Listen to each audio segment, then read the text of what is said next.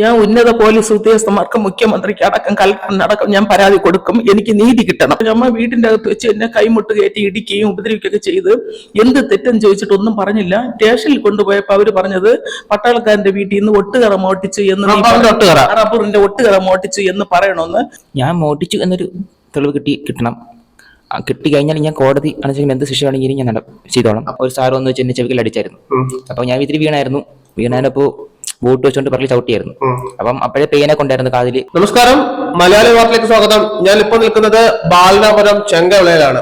എനിക്ക് നിൽക്കുന്ന 21-കാരനെ വീട്ടിൽ അതിക്രമിച്ചു കയറി പൊഴിയൂർ പോലീസ് അതിക്രൂരമായി മർദ്ദിച്ച് അവശനാക്കുന്ന ഒരു പരാതിയും ആരോപണം ഉന്നയിക്കുന്നുണ്ട്. എന്താണ് നിന്റെ പേര്? ജിബിൻ. എന്താണ് ഉണ്ടായത്? ഇന്നലെ ഇവിടെ ഇരിക്കുമായിരുന്നു. അപ്പോൾ 3-2 പോലീസ് വീടിനോട് അകത്തേക്ക് കയറി വന്നു. അന്നിട്ട് വെച്ചു ഇന്നലെ സ്റ്റേഷനിൽ വരണമെന്ന് പറഞ്ഞു. ഞാൻ എന്താണ് സാർ പ്രശ്നം? അവർ പറഞ്ഞില്ല, ഇറങ്ങിയേ പറ്റത്തുള്ളൂ. അങ്ങനെ അവിടെ ഇരുന്നപ്പോൾ കൈ കുറ്റ മുട്ടുകൊണ്ടിരിക്കുകയും വലിച്ചെത്തിട്ട് പോവുകയും ചെയ്തു. അങ്ങനെ സ്റ്റേഷനിൽ സാർ എന്താണ് പ്രശ്നം ഞാൻ ചോദിക്കുന്നു വീണ്ടും. അപ്പോൾ അവരൊന്നും പറയുന്നില്ല. അപ്പം അങ്ങനെ ഒരു സാർ വന്ന് വെച്ച് എന്നെ ചെവിക്കൽ അടിച്ചായിരുന്നു. അപ്പോൾ ഞാൻ ഇത്തിരി വീണാനപ്പോൾ ബൂട്ട് വെച്ചുകൊണ്ട് പറലി ചവിട്ടിയായിരുന്നു. അപ്പം അപ്പോഴേ പെയിനെ കൊണ്ടായിരുന്നു കാല് കൈ വെച്ചപ്പോൾ ഞാൻ കാല് കഴിക്കാൻ പാടില്ല, ഒറ്റ കാലിൽ നിൽക്കുകയും കൈ ഇങ്ങനെ പൊക്കി വെക്കുകയും ചെയ്യാൻ. കാല് ഒറ്റ കാലിൽ നിൽക്കുകയും കൈ ഇങ്ങനെ പൊക്കി വെക്കണം പോലീസ് സ്റ്റേഷനിൽ പറഞ്ഞായിരുന്നു. അപ്പൊ എന്നെ കൊണ്ട് പറ്റുന്നില്ല സാർ, പറ്റുന്നില്ല. ഇടയ്ക്കിടയ്ക്ക് കാല് വെക്കുമ്പോഴെല്ലാം കാല് വെക്കാൻ പാടില്ല, അങ്ങനെ എന്നെ പറയണമെന്ന് പറഞ്ഞു. അപ്പൊ അങ്ങനെ തന്നെ നിന്നു. അങ്ങനെ കുറച്ച് എന്ന് പറഞ്ഞു ഇന്നതുപോലെ ഒട്ടുകറ മോട്ടിച്ചു എന്ന് നീ തന്നെ പറയണം. ആ ഒരു കണ്ടീഷൻ ഇവിടെ ഇപ്പൊ റീസൺ എനിക്ക് അറിയത്തില്ല. ഞാൻ ചോദിക്കുന്നു, റീസൺ അവർ പറയുന്നില്ല. അവിടെ ഇപ്പം ഏതാണ്ട് കാര്യങ്ങൾ മനസ്സിലായത്.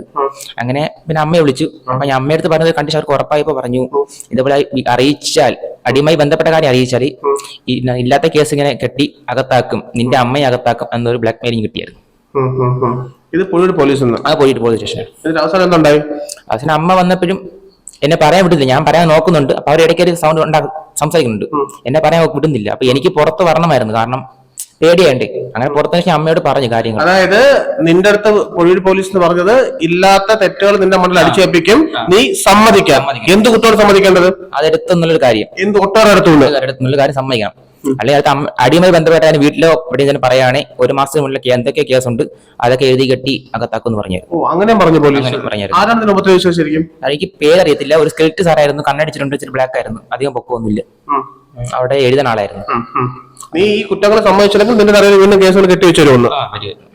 പിന്നെ അടിയുമായി ബന്ധപ്പെട്ട കാര്യം പറയാൻ പാടില്ല, അതും അങ്ങനെയായിരുന്നു. എന്തടിയുമായി ബന്ധപ്പെട്ട കാര്യം? പോലീസ് അടിച്ചതും ചവിട്ടിയതും പുറത്ത് പറയുകയാണെ ഇതേപോലെ എഴുതി വെച്ചിട്ട് ഏതൊക്കെ കേസുണ്ട് കുത്തിക്കയറ്റി അകത്താക്കും, അത് അമ്മയെ അകത്താക്കും എന്ന് പറഞ്ഞായിരുന്നു. എന്നിട്ട് അമ്മയൊരു അനാവശ്യം പറഞ്ഞായിരുന്നു അവിടെ വെച്ച്. അത് പറയാൻ കൊള്ളത്തില്ല. പറഞ്ഞോ? നിന്റെ അമ്മ ചോദിച്ചായിരുന്നു. അപ്പൊ ഞാൻ പറഞ്ഞു സാർ അമ്മയൊന്നും പറയില്ലേ, മക്കളും അമ്മയും തമ്മിൽ പലതും കാണും, പക്ഷെ ഇങ്ങനെ പറയാൻ പാടില്ലെന്ന് പറഞ്ഞു. അവർ പറഞ്ഞാൽ എന്ത് ചെയ്യണം അപ്പ എന്നെ പിടിച്ച് കുന്തിയിട്ട് ഇങ്ങനെ പിടിച്ചായിരുന്നു ഷട്ടിൽ. ആരെയും പേരടിക്കറിയത്തില്ല. പക്ഷെ ഒരു സാർ അതിൽ പാവമാണ്, അനിയനൊരു സാർ. ആ സാർ പാവമാണ്.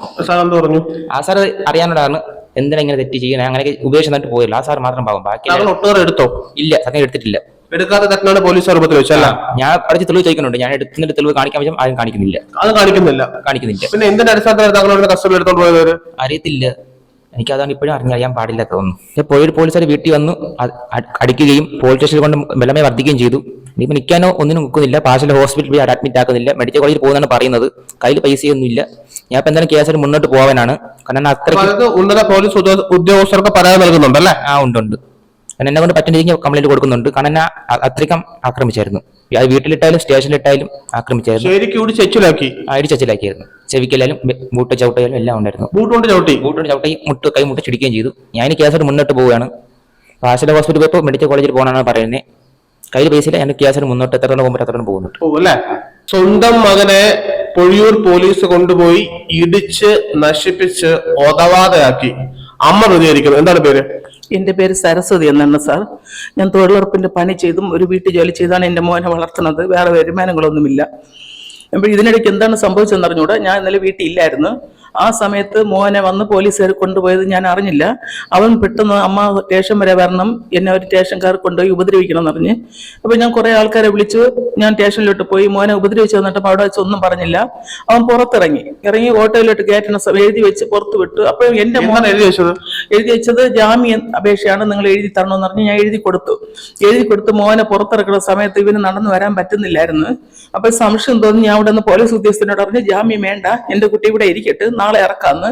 അപ്പോൾ കൊണ്ടുപോയേ പറ്റുമെന്ന് നിർബന്ധപൂർവ്വം പറഞ്ഞു വിട്ടു. അപ്പോൾ കുട്ടി എന്തോ പറയാൻ ശ്രമിച്ചപ്പോൾ അവർ തടയുന്നുണ്ട് സ്റ്റേഷന്റെ അകത്ത് വെച്ച്. അതിന് ഓട്ടോയിലിട്ട് കയറ്റിയപ്പോൾ മോൻ പെട്ടെന്ന് കുഴഞ്ഞ് എന്റെ തോളിൽ കൂടെ വീണായിരുന്നു. മമ്മി എന്നെ ശരിക്കും അടിച്ചു, ചെവിക്കലെടുത്ത്. എനിക്ക് ചെവിക്കകത്ത് തന്നെ ആശുപത്രി പോകണമെന്ന്. അതിനെ പെട്ടെന്ന് ഞാൻ ഹോസ്പിറ്റലിൽ കൊണ്ടുപോണ വഴിക്ക് പറഞ്ഞു, അമ്മ വീട്ടിന്റെ അകത്ത് വെച്ച് എന്നെ കൈമുട്ട് കയറ്റി ഇടിക്കുകയും ഉപദ്രവിക്കുകയൊക്കെ ചെയ്ത് എന്ത് തെറ്റെന്ന് ചോദിച്ചിട്ട് ഒന്നും പറഞ്ഞില്ല. സ്റ്റേഷനിൽ കൊണ്ടുപോയപ്പോ അവര് പറഞ്ഞത് പട്ടാളക്കാരന്റെ വീട്ടിൽ നിന്ന് ഒട്ടുകറ മോട്ടിച്ചു എന്ന്, റബ്ബറിന്റെ ഒട്ടുകറ മോട്ടിച്ചു എന്ന് പറയണമെന്ന്.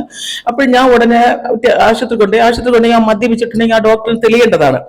കൊണ്ടുപോയി മെഡിക്കൽ എടുത്തു, എല്ലാ മെഡിക്കൽ എടുത്ത് പാറശാല ഗവൺമെന്റ് ഹോസ്പിറ്റലില് ഡോക്ടർ ഉണ്ടായിരുന്നു, ഡ്യൂട്ടി ഡോക്ടർ. അവന് വേദനയ്ക്കുള്ള മെഡിസിൻ കൊടുത്ത് ട്രീറ്റ്മെന്റ് കൊടുത്തു, എല്ലാം ചെയ്തിട്ട് അവർക്ക് പോലും താങ്ങാൻ പറ്റുന്നില്ല ഈ കുട്ടിയുടെ അവസ്ഥ കണ്ട്. അപ്പൊ അവര് പറഞ്ഞ് സ്കാനിങ് എടുത്തിട്ട് ഇവിടെ അഡ്മിറ്റ് ആക്കാമായിരുന്നു, പക്ഷെ അവന്റെ നില ഇത്ര പരിങ്ങലായതുകൊണ്ട് മെഡിക്കൽ കോളേജിൽ കൊണ്ടുപോയേ പറ്റുമെന്ന് ഡ്യൂട്ടി ഡോക്ടർ പറഞ്ഞ് റെഫർ ചെയ്ത് എഴുതി തന്നു. പക്ഷെ ആശുപത്രി കൊണ്ടുപോകേണ്ട പൈസ സാമ്പത്തികം എനിക്കില്ല സാർ.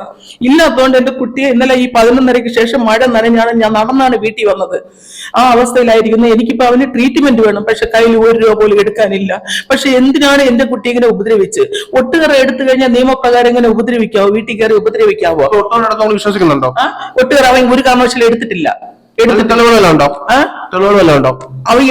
തെളിവില്ലല്ലോ സാർ.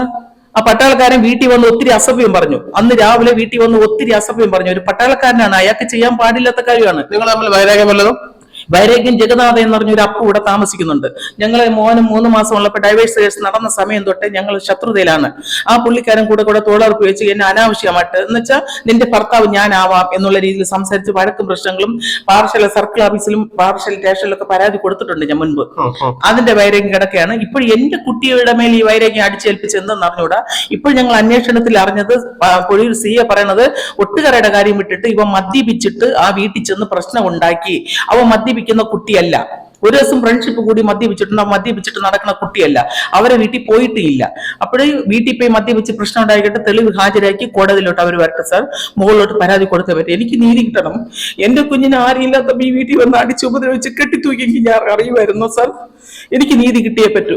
ഇവിടെ കാണുന്നത് ഒരമ്മയുടെ വിലാപമാണ്. തൊഴിലുറപ്പിൽ പോയി അന്നന്ന് കിട്ടുന്നത് ഉപജീവനം കൊണ്ട് ഭർത്താവില്ലാത്ത ഒരു സ്ത്രീ മകനെ വളർത്തുന്ന സാഹചര്യത്തിൽ ഇല്ലാത്ത തെറ്റുകൾ അടിച്ചേൽപ്പിച്ച് പൊഴിയൂർ പോലീസ് കസ്റ്റോഡിയൽ കൺസ്ട്രക്ഷൻ നടത്തുവാൻ വേണ്ടി ഒരു 21-കാരനെ ഇന്നലെ ഉപയോഗിച്ചു എന്നുള്ളത് 100% ശരി തന്നെയാണ്. ഞാൻ ഉന്നത പോലീസ് ഉദ്യോഗസ്ഥന്മാർക്ക്, മുഖ്യമന്ത്രിക്ക് അടക്കം, കളക്ടറിന് അടക്കം ഞാൻ പരാതി കൊടുക്കും. എനിക്ക് നീതി കിട്ടണം.